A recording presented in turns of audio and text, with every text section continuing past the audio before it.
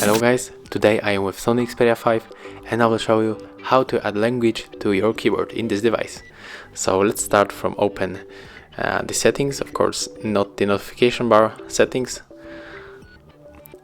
and scroll down, click on the system, now choose languages and input, on-screen keyboard, Gboard, enter to the languages and click on the add keyboard. And for example, we can go for the Chinese, traditional, done, and as you can see, this is a new language. And if you want to, of course, activate it, go to your keyboard. For example, it will be in the messages. Click and hold here, and now change your language. So this is how it looks on this device. I hope that I help you. Thanks for the watching. Leave likes, subscriptions and comments below.